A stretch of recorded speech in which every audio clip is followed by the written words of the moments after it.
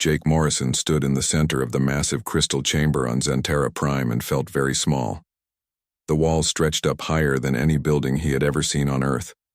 Thousands of alien beings filled the seats around him, their strange voices creating a buzz that made his ears hurt. Some looked like giant insects with too many legs. Others were made of what seemed like living light, and still others had tentacles where humans had arms. He wore his best uniform with the Earth symbol on his chest, but knew it meant nothing here. These creatures had traveled between stars for thousands of years while humans were still learning to make fire. Now they would decide if his entire species deserved to join them among the stars or stay trapped on their small blue world forever. The Beo, being in charge, called herself Archon Veltar, and she had 6 eyes that never seemed to blink at the same time. Her skin was purple and covered in scales that caught the light.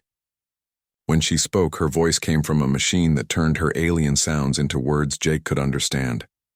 "The Council has spent many cycles studying your species," she said, and her 6 eyes all focused on Jake at once. "We have watched your wars, your violence, your endless conflicts. We have seen how you treat your own planet and each other. The decision we make today will affect the safety of every civilized world in the galaxy." Jake tried to stand straighter. He had practiced his speech 100 times on the long journey here. "Honored Archon, humanity has come far since our early days. We no longer fight wars among ourselves. We have united our world under one government. We have cleaned our oceans and healed our damaged lands. We seek only to learn from the wisdom of older species and contribute what we can to galactic peace." Sound like laughter came from somewhere in the alien crowd, but it was not a happy sound. One of the insect-like beings clicked its mandibles together rapidly before speaking. "You call your current state peaceful, yet your entertainment still celebrates violence. Your children play games of war. Your stories glorify conflict. Your sports are barely controlled combat."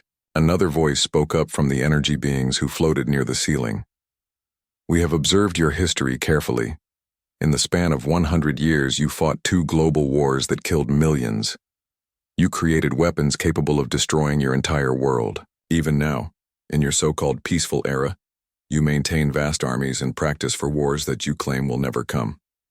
Jake felt sweat on his forehead, despite the cool air in the chamber.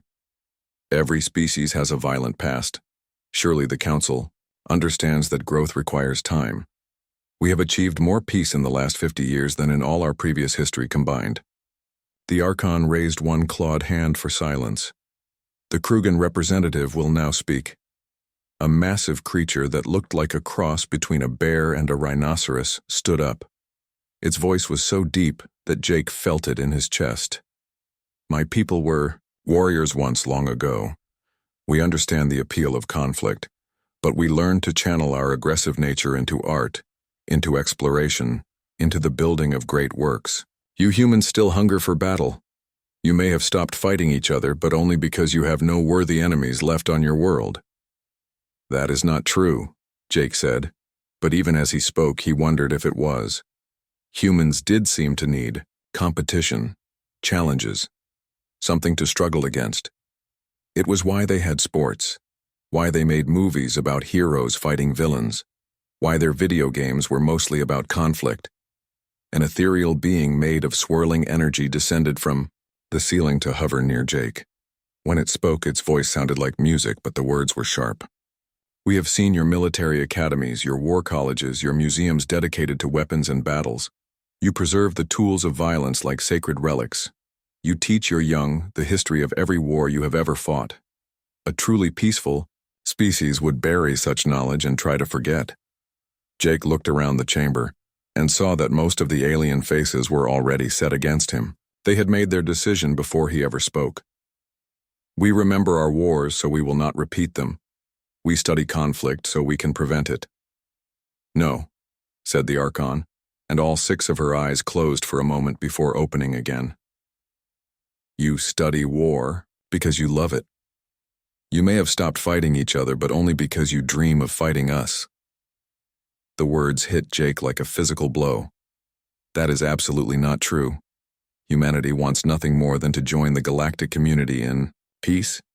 "Perhaps some of you do," said the Krugan representative, But we have seen your fiction, your entertainment, your dreams made into stories and films. Half of them involve humans fighting against alien invaders. The other half show humans conquering alien worlds. Even in your imagination, you cannot conceive of a universe without war. Jake opened his mouth to argue but stopped. Every movie about first contact did seem to involve either aliens attacking Earth or humans eventually fighting someone. Even their peaceful exploration shows usually ended up with battles against hostile aliens or rogue humans. Maybe the Council was right about what humans really wanted deep down. The Archon stood up and her voice filled the entire chamber. The Galactic Council has reached its decision. The species known as Homo sapiens is hereby declared unfit for membership in the galactic community. Your aggressive nature, your celebration of violence, and your inability to truly embrace peace make you a danger to all civilized worlds. Jake felt the words like ice in his stomach.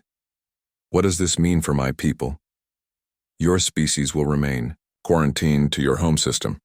A containment field will be established around your star. Any attempt to leave will be considered an act of war against the Council. You may continue to develop on your own worlds, but you will have no contact with the galaxy until you prove that you have truly abandoned your violent ways. How long? Jake asked, though he was not sure he wanted to know. Until you show us that violence no longer exists in your nature. Until your entertainment celebrates only peace. Until your children know nothing of war. Until you have forgotten how to fight. The Archon paused, and all 6 eyes fixed on Jake again. Perhaps in 1,000 years we will reconsider.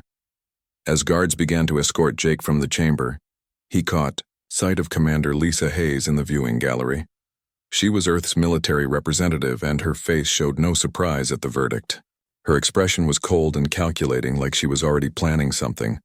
Outside the chamber, Lisa met him in the corridor. "Well, that went about as expected," she said quietly. "They're going to imprison our entire species," Jake said, still struggling to believe what had just happened. "No," Lisa replied, and something in her voice made Jake look at her more carefully. "They just declared war on humanity. They just don't know it yet." 3 months had passed since the alien barrier went up around Earth's solar system, and Captain Ryan Blake could see it shimmering in the distance like a soap bubble made of starlight. The UES Horizon was humanity's newest exploration ship, and it had been designed to carry humans to distant worlds. Now it served as a prison guard watching over their own captivity. Ryan stood on the bridge looking at the energy wall that surrounded everything humans had ever known. Beyond that barrier lay a galaxy full of wonders that his species would never see. Behind him, his crew worked quietly at their stations, all of them feeling the weight of being caged animals in a cosmic zoo. Chief Engineer Kate Sullivan looked up from her console with a frown. "Captain, I'm reading some strange energy patterns in the containment field. It's not just keeping us in.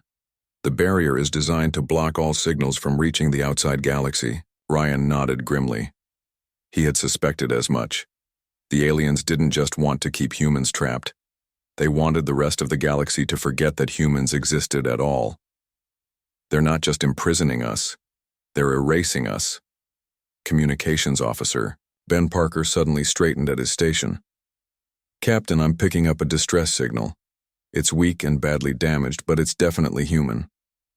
"That's impossible," said Navigation Officer Amy Chen. "All our ships are accounted for.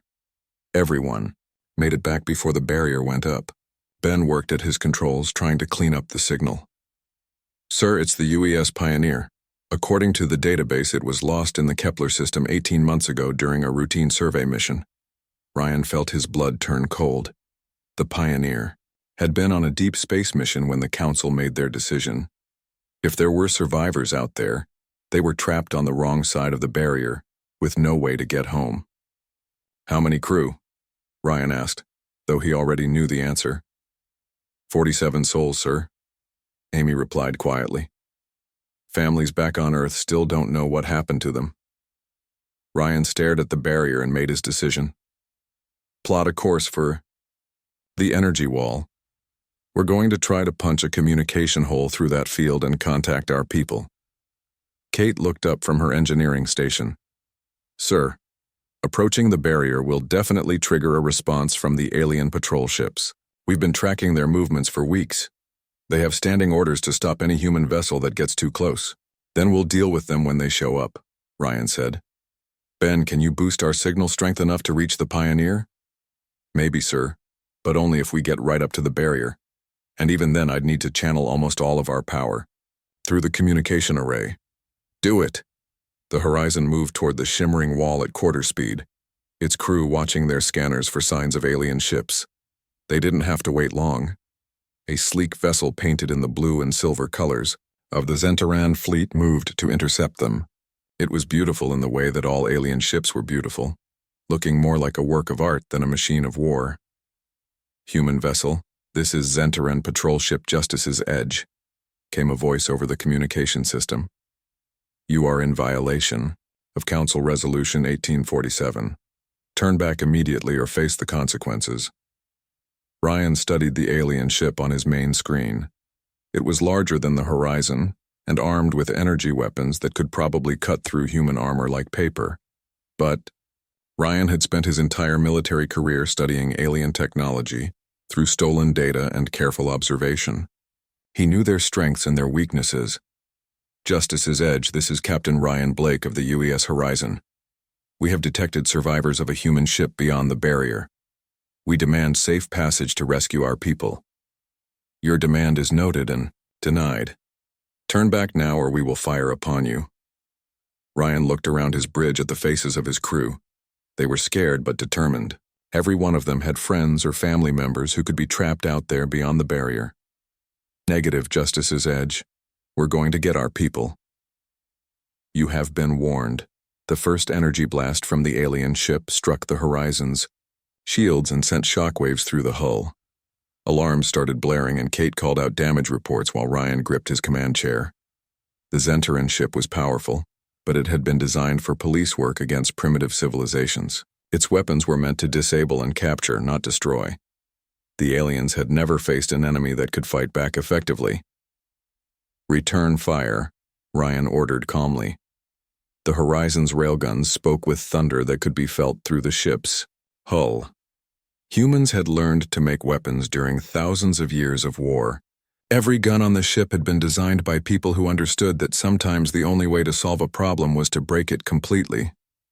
The alien ship's energy shields flared and collapsed under the impact of solid metal moving at impossible speeds. The projectiles tore through the beautiful hull like bullets through tissue paper. Secondary explosions bloomed along the alien ship's sides as power systems overloaded and weapon batteries detonated. Their shields are down, reported Weapons Officer Dan Martinez. They're losing power across multiple sections. Sir, said Kate from her engineering station, their ship design is all wrong for combat. They put their power systems right next to their weapons. It's like they've never fought anyone who could shoot back. The alien ship tried to return fire, but its remaining weapons were offline. It began to drift helplessly as its crew struggled to contain the damage. Ryan could have finished it off with another salvo, but he held his fire.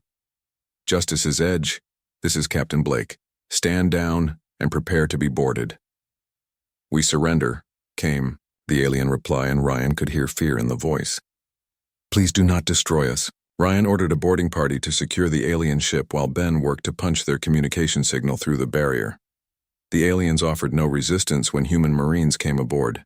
They seemed shocked that their advanced ship had been defeated so easily by what they considered a primitive vessel. The alien captain was a female Zentaran with the typical purple scales and 6 eyes. She looked at Ryan with something between fear and fascination.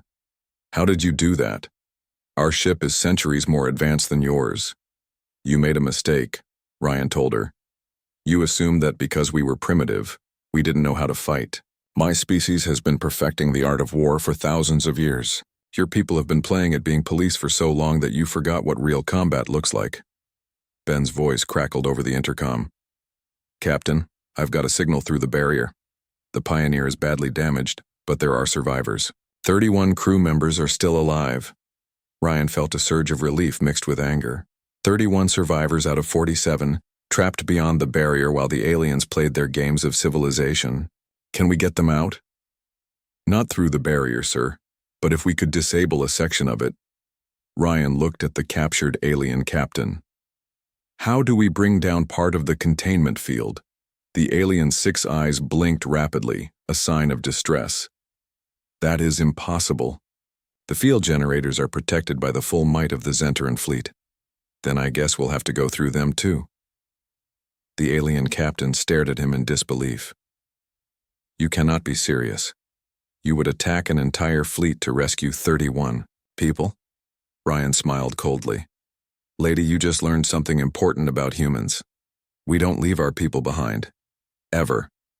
And if that means going to war with your entire fleet, then that's exactly what we'll do. As the Horizon began its journey back to Earth with its alien prisoners, Ryan sent a message ahead to command.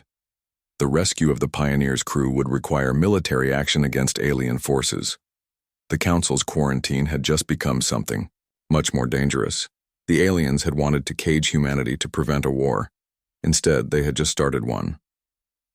Admiral Susan Carter stood in the war room deep beneath the mountains of Colorado and watched the holographic displays show the movement of alien ships throughout human space. 6 days had passed since Captain Blake's confrontation with the Zentaran patrol ship, and the aliens were not happy about their first military defeat in over 1,000 years. Intelligence reports that the Zentarans are mobilizing their 7th fleet, she told the assembled leaders of Earth's government and military. 250 warships, including their flagship Righteous Authority. They're treating this as a full police action to put down a primitive rebellion. President Alex Rodriguez leaned forward in his chair, his face showing the strain of the past week. Admiral, what are our chances in a direct confrontation? Susan looked at the tactical displays showing the alien fleet formation. Against their current deployment using conventional tactics, we would lose badly. Their ships are more advanced, their weapons are more powerful, and they outnumber us 5-1. But they're not prepared for unconventional warfare. Dr. Elena Vasquez activated her section of the display, showing psychological profiles of the various alien species. The xenobiology teams have been working around the clock to understand our enemies. What we've discovered is fascinating. Most council species evolved as prey animals. The Zentarans are predators, but they've been civilized for over 10,000 years. They've forgotten what it means to face another predator species. General Marcus Stone stood up from his chair, his presence commanding immediate attention from everyone in the room. The scars on his face came from the corporate wars that had unified Earth under one government 30 years ago. Admiral, how long do we have before their fleet arrives? 6 days, Susan replied. Marcus nodded slowly. Then we have 6 days to remember who we really are. He walked to the center of the room where everyone could see him clearly. Humanity didn't reach the top of the food chain on Earth by being reasonable. We got there by being more dangerous than anything else on the planet. Every human alive today carries the genetic memory of 1,000,000 years of warfare. Our ancestors survived ice ages, plagues, natural disasters, and countless predators that should have wiped us out. Dr. Vasquez brought up more data on her displays. The psychological profiles show that alien military doctrine is based on overwhelming shows of force. They expect primitive species to surrender when faced with superior technology. They've never encountered a species that gets more dangerous when backed into a corner. President Rodriguez looked around the table at his advisors. Are we really talking about going to war with the most advanced military force in the galaxy? No, Mr. President, Admiral Carter replied. We're talking about teaching them why their ancestors used to be afraid of the dark. Every species in the galaxy has forgotten something that humans remember perfectly. Sometimes the only way to preserve peace is to be willing to destroy anyone who threatens it. Over the next 6 days, human space transformed into something the galaxy had never seen before. Every asteroid mining station suddenly sprouted weapons batteries. Every trade ship revealed hidden armor and concealed guns. The space elevators that connected Earth to its orbital stations became supply lines for a war machine that had been disguised as peaceful infrastructure. Captain Danny Foster led the fighter squadron that would make first contact with the alien fleet. His ship was a tiny thing compared to the massive alien vessels, barely large enough for one pilot and armed with weapons that seemed primitive next to alien energy beams. But it had been designed by humans who understood that wars were won by pilots, not by ships. "Remember," he told his squadron over the communication system, "they think we're barbarians who don't understand civilized warfare. They expect us to line up our ships in nice formations and fight fair. Let's show them why fair fights are for losers." The human fighters were hidden throughout the asteroid belt, using the natural debris as cover. Each pilot had studied the alien fleet formations until they could identify weak points and blind spots from memory. They knew exactly where to hit and how to disappear before the aliens could respond. Lieutenant Sarah Kim checked her weapons one final time as the alien fleet approached. Her fighter was loaded with nuclear missiles that would have been considered war crimes in any civilized conflict. But humans had learned long ago that when your survival is at stake, civilization becomes a luxury you can't afford. "Sarah, this is Danny. You ready for this?" "I was born ready," she replied, and meant it. Every human pilot had grown up playing video games that simulated combat, watching movies about heroic battles, reading stories about warriors and soldiers. They had been training for war their entire lives, without even knowing it. "Commander Lisa," Hayes watched the approaching alien fleet from the command center on Luna Station. She had been studying alien military tactics since the quarantine began, looking for weaknesses and flaws. What she had found surprised her. "They're flying in perfect formation," she reported to Admiral Carter. "Every ship is exactly where it should be according to their tactical manuals. They're following the same playbook they've used for centuries. Which means they have no idea how to adapt when someone doesn't follow the rules," Admiral Carter replied. "Signal all units. Operation Nightmare begins now." The human battle plan was simple and completely insane by alien standards.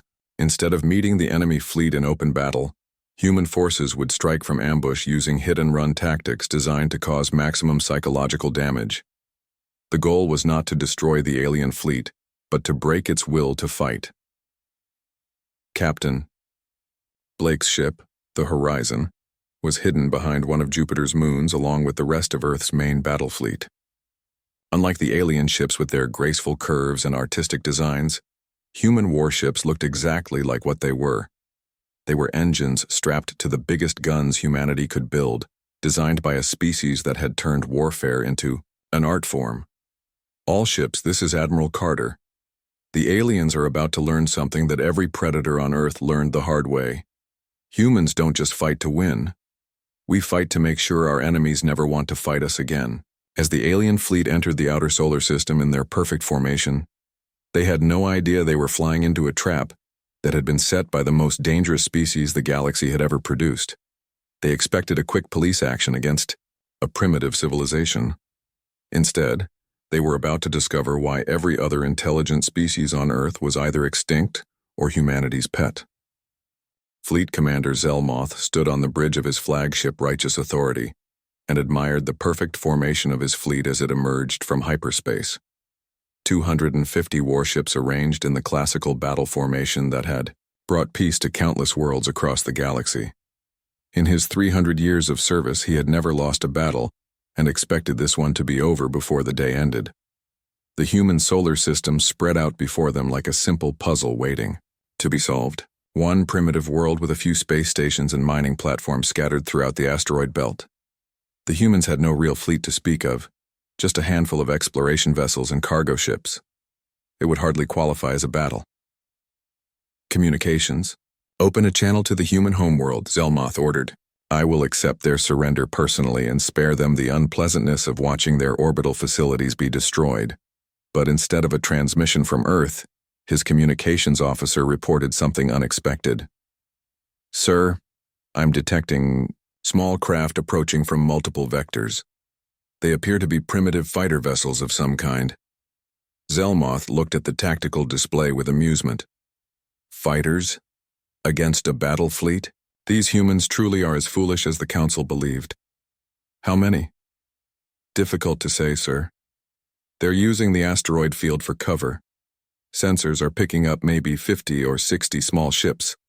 Zelmoth laughed, a sound like crystal bells ringing. 60 fighters against 250 warships. Order the fleet to maintain formation. We'll swat these gnats and then proceed with the pacification. Danny Foster's voice suddenly crackled across all frequencies as the human fighters screamed out of the darkness between the asteroids.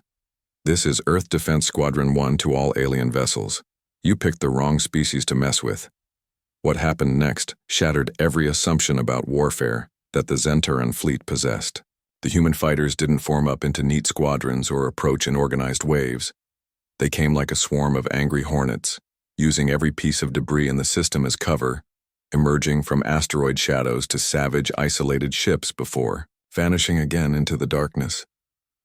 Lieutenant Sarah Kim's fighter burst from behind a tumbling chunk of rock and launched 2 nuclear missiles at a Zentaran cruiser before the aliens even knew she was there.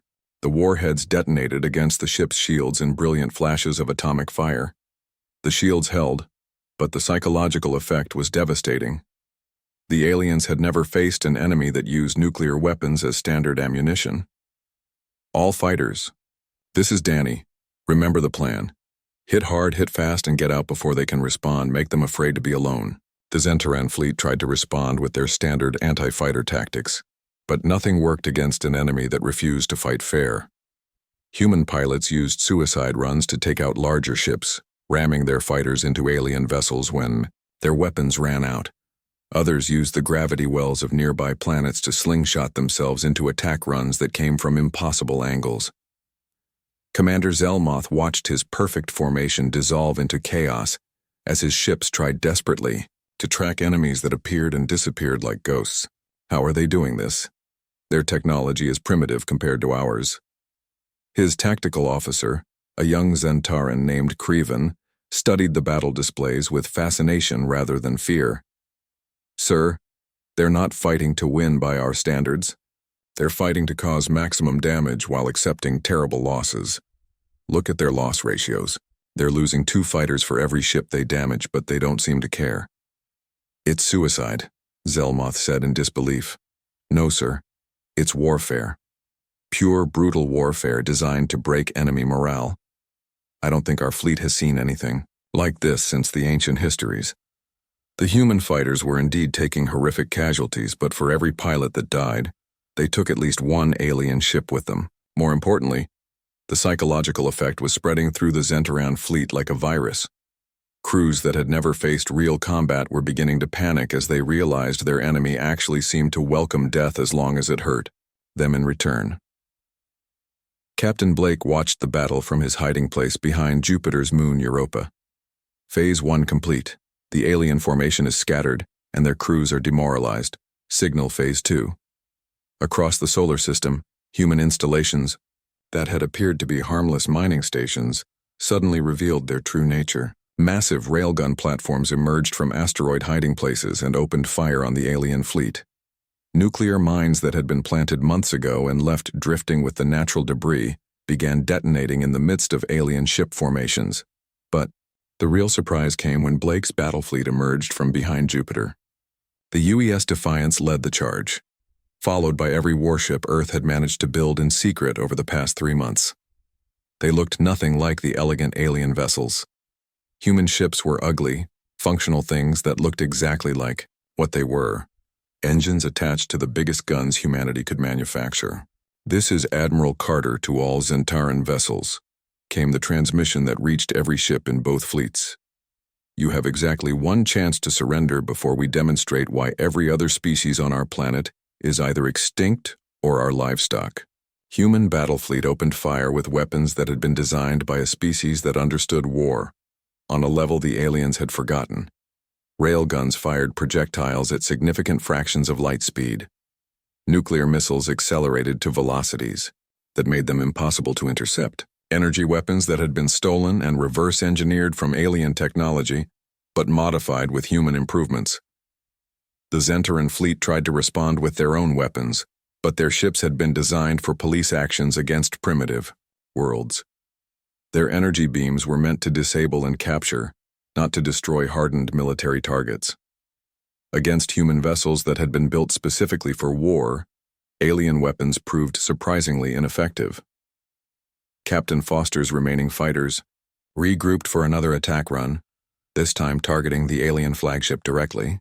All units, this is Danny. Time to show these aliens what happens when you cage a predator species. The righteous authorities' shields flared as nuclear warheads detonated around the massive ship. Fighter after fighter threw itself against the alien flagship in attacks that bordered on madness. Commander Zelmoth watched in horror as his beautiful ship was slowly torn apart by enemies that fought like demons. "Sir, we're losing ships across the entire fleet," reported his tactical officer. "The humans are using tactics that we have no counter for. They're not trying to capture territory or preserve their own forces, they're just trying to hurt us as much as possible." Zelmoth looked at the tactical display and saw the truth. His fleet was being destroyed by an enemy that fought according to rules he didn't understand. Open communications with the human admiral. Admiral Carter's image appeared on the main screen, and Zelmoth was surprised to see that she looked calm and professional despite the chaos of battle raging around them. "Commander Zelmoth, I presume. Admiral Carter, your forces are fighting in violation of all civilized rules of warfare." Carter smiled coldly.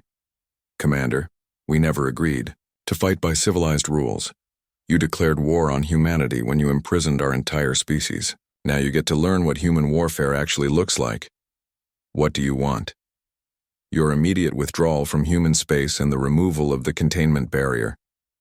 In return, I'll let what's left of your fleet limp home to tell the Council what happened here."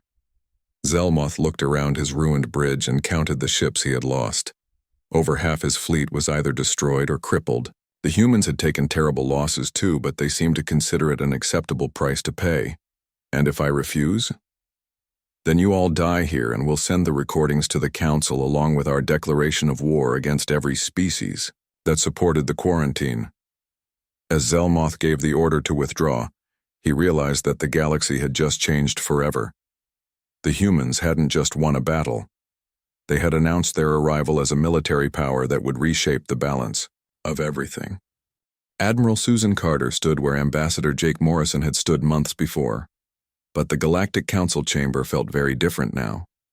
The alien delegates who had once dismissed humanity with casual contempt now watched her with expressions ranging from fear to fascination.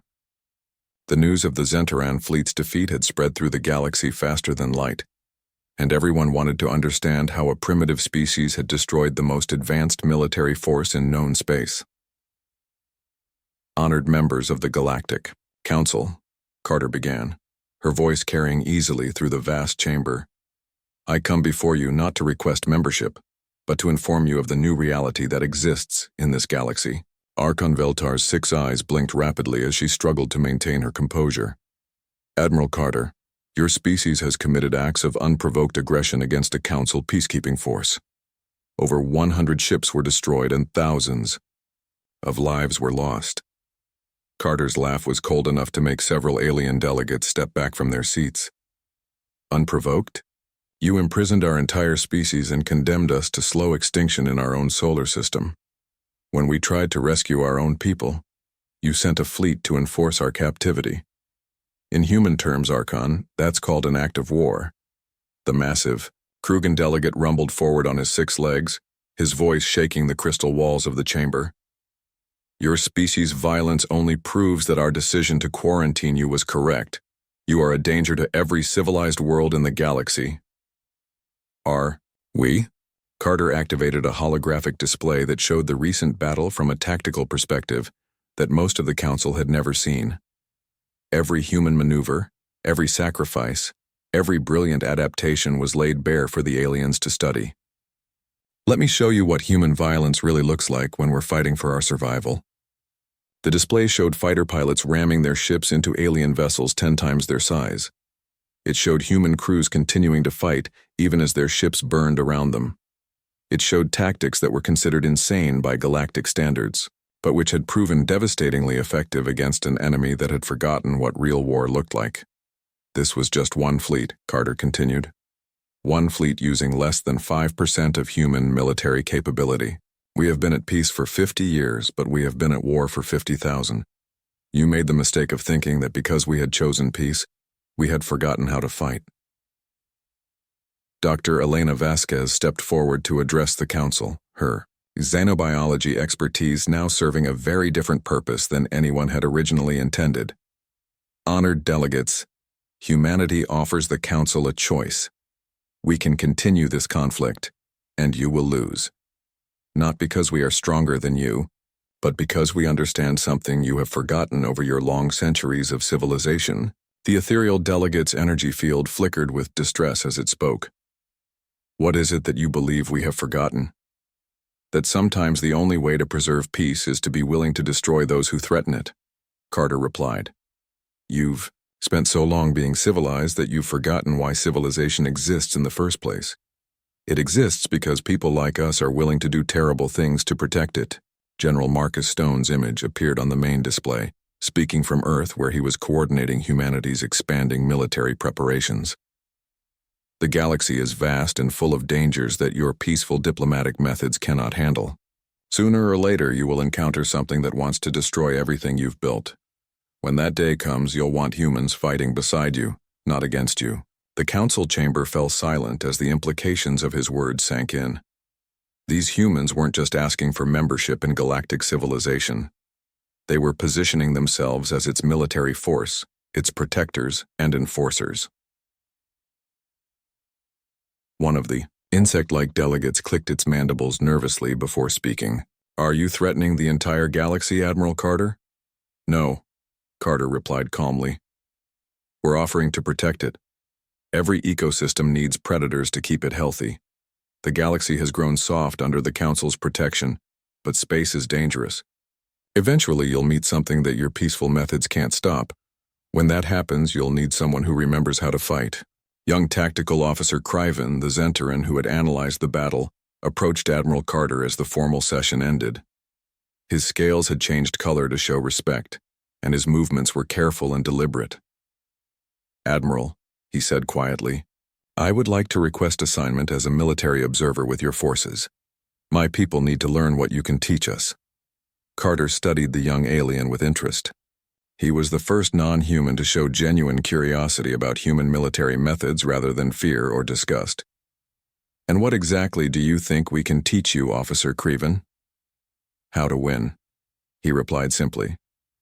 How to fight not just for territory or resources, but for the right to exist. My people forgot that lesson long ago when we became civilized.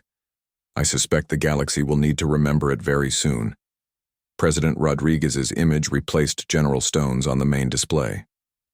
The quarantine around our system ends now. We will establish diplomatic relations with any species that desires them, and we will honor all peaceful agreements. But understand this clearly. Humanity is no longer asking for permission to exist among the stars.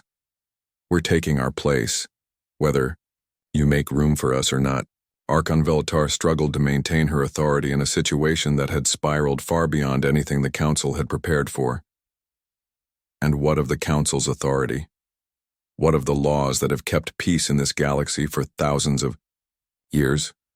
Your laws kept peace because no one was strong enough to challenge them, Carter replied. That's not peace, Archon. That's just successful bullying. Real peace exists when everyone chooses it because they understand the alternative. As the human delegation prepared to leave, they were surprised when delegations from several smaller species approached them privately. The Altarians, who had been conquered by the Zentaran centuries ago, were the first to speak.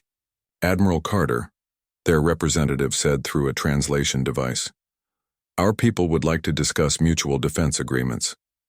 We have watched what your species can do, and we would prefer to have you as allies rather than enemies. Similar requests came from a dozen other species that had been forced into council membership, rather than choosing it freely. For the first time in galactic history, there was an alternative to council protection. Commander Zelmoth, who had survived the battle but lost his command, watched the proceedings from the observer gallery. His tactical officer, Criven, found him there after speaking with the humans. Sir, I believe we are witnessing the end of the old galaxy and the birth of something new, Criven said. The humans are barbarians, Zelmoth replied, but there was uncertainty in his voice. No, sir. They're warriors. There's a difference.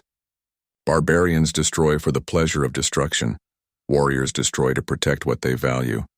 The humans value their freedom, their people, and their right to exist. They'll destroy anyone who threatens those things, but they don't seek conflict for its own sake. As the human ships departed the council chambers, they left behind a galaxy that would never be the same.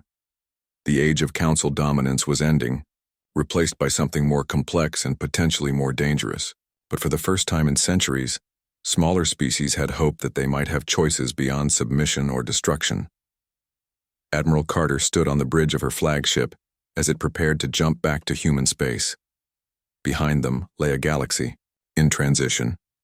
Ahead lay the vast unknown regions where humanity would soon spread, carrying with them the lessons learned from 1,000,000 years of warfare and 50 years of peace. "Admiral," her communications officer reported, "we're receiving requests for defense agreements from 47 different species. It seems word of our victory has spread beyond the council chambers."